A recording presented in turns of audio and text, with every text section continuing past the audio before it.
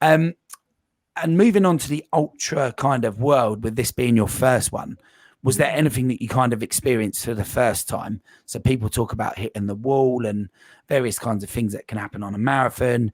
Was there anything that you particularly experienced for the first time during the race to the Stones? I think for me, I fell in love with trail running. I think everything I've done before has been fairly road based. So, as our name suggests, we run the redways of Milton Keynes, and Milton Keynes has an amazing network of redways, which you can get from one end to the other without having to cross a road, which is brilliant. But even training, we went out on the trails and you saw parts of Milton Keynes and such that have always been there, but you've never seen. And running along the Ridgeway, Race to the Stones, especially in the later parts of it, you're sort of on the top of the Ridgeway and you feel sort of on top of the world. And I think that's just an incredible feeling. Yeah, yeah. No, I love that kind of feeling of being somewhere where you would otherwise probably not have been unless you were running that race. Yeah. Yeah, I think that's really like, it's just such a free feeling. It's just like, oh, I just feel happy. It's nice.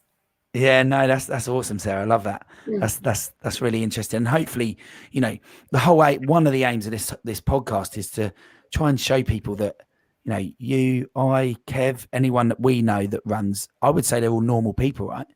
Yeah, absolutely. I think, if you'd have said to me when I started running that, I used to run just 5K on a treadmill in the gym. And then obviously Dad would try and make me run with the club. And I was like, no, I don't need to do that. Like, I just run in the gym. It's just, I don't need to run outdoors. And then what was I doing? Why was I running on a treadmill? And I could have been running in the great outdoors. Park run. It's obviously great for that, isn't it? Like meeting like-minded people, as we've said before. But everyone you meet is just a normal person, and they've started by doing, maybe a couch to 5K type style. And if you'd have said to me then that I was going to be running 100 kilometers, I'd have never believed you. I'd have been like, no, there's no way, absolutely no way.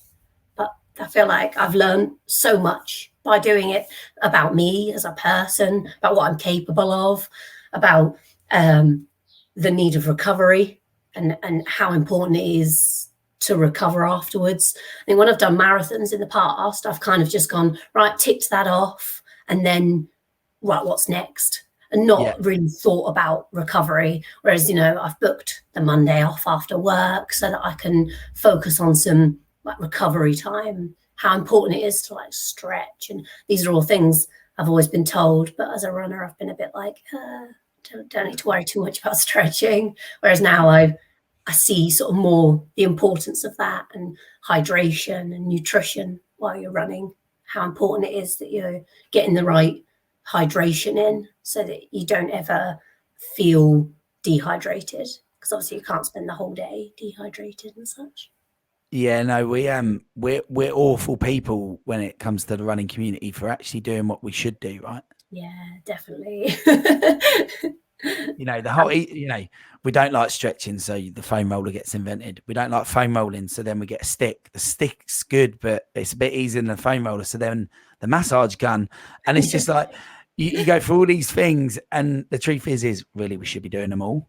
But it's great to hear that you kind of factored that in. I'm a big believer in strength and conditioning for running, and understanding how human movement and running can go together. And there's so many of us recreational runners that are out there.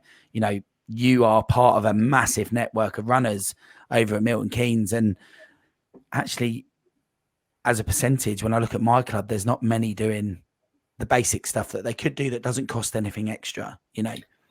It's not like adding money to their sport or their hobby. So